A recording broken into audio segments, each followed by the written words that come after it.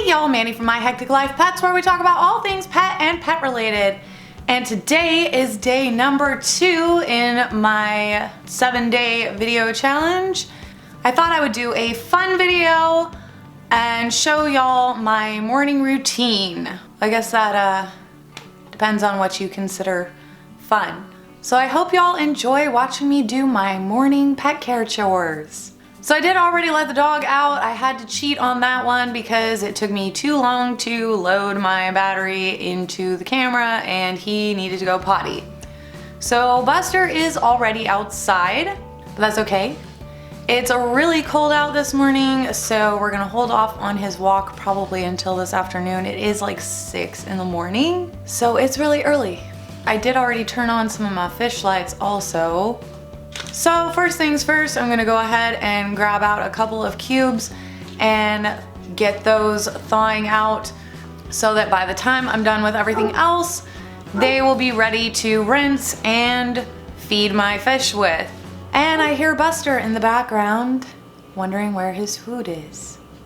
And today I will be feeding them 2 of the cubes from the San Francisco Bay brand freshwater multi-pack. I like these because there's 4 different types of food in here and it keeps it kind of simple.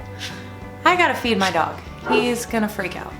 So I'm actually gonna cheat on my fish food a little bit and just use some bottled water and drink some bottled water. No chlorine, yay. I went ahead and grabbed my cat's bowls along with Buster's bowls. Pardon my little mess going on over here. And I'm just gonna wash these up really fast. These get pretty nasty every day, so they have to get washed in the morning and then filled up.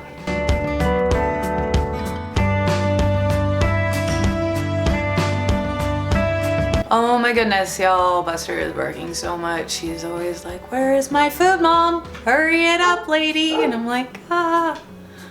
And now it's time to actually put food in the bowls. What? First, I better feed the dog.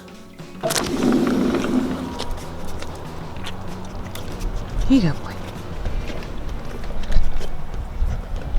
All right, so now he has his fresh food and water. And I don't know about y'all, but my cats are like heck messy eaters. So this is what I wake up to every morning. Every morning. They couldn't even keep it on the placemat.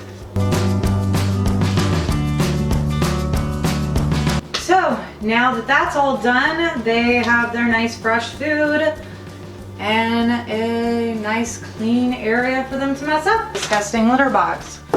Which, while I'm in here, I might as well change the toilet paper roll.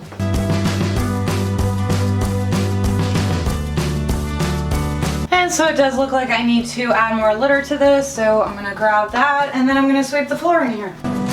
You always, for most litters, you want at least 3 inches of cat litter for the litter to actually do its job properly.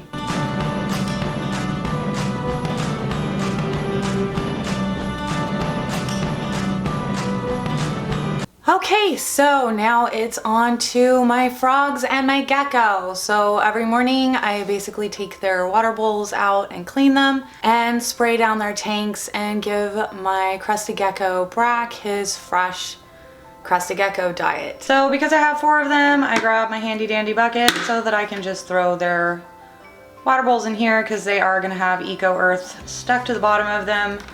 So that makes it easier so that I'm not cleaning everything a million times. And I'm getting dirt all over my carpet.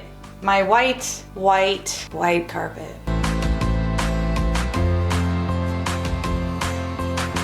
I don't normally like to touch my frogs much, but they're in my way, so I'm gonna go wash these off and I'll be right back. Okay, so I've got my clean bowls and I washed out the bucket. I use hot water and white distilled vinegar to get the bowls clean and disinfected. Regular soap can leave a film behind and isn't good for the frogs, and it isn't good for the gecko because they like to soak in their water. So you have to be careful. And I spray down the tanks with my dechlorinated water. And if I see any dead crickets or anything that they left behind, then I remove those as well. I know. Barehanded. That takes guts. I wash my hands, y'all. It's fine. I have a kid. Nothing grosses me out anymore. And then I usually cheat and use my spraying bottle to fill their water up. Why not? So I forgot to grab my little container for Brack's food. I will be right back. So I tend to cheat. I buy like 100 of these in bulk. Makes life easier when you're having to change their food every day, and trying to get crusted gecko diet that's been sitting out for like half the day, this is a time saver. So for my crusted gecko, his main diet is rapashi. I do feed him other things sometimes, and even sometimes prepare him food from scratch, but most days I don't have time for that, so rapashi. And once again, I use my handy dandy Mr. bottle to moisten his food. So I just get it to a nice consistency, and then that's that. And the stuff always smells really good. He's like, why did you take me out when you just gave me food? Why would you do that to me? All right, back up you go, because you're angry and you're all flared up and you're hungry and you want to know why I'm bugging you. Okay, so that is all for those guys. Now it's time to go back downstairs and feed the fish. So the last step in my morning routine is feeding my fish. And unfortunately my assassin snails look like they're doing again what I don't want them doing. But yeah, that's them together reproducing, or trying to. I don't know what it is with this tank, but it's reproduction city. Maybe my rainbows will reproduce, that'd be cool. I know the platies are very active with this.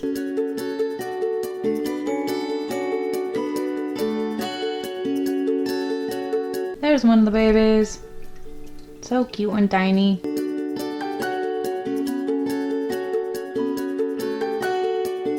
Hello, Kaya. Would you like to help us feed the fish? Are you gonna help us feed the fish? You just want to be on camera.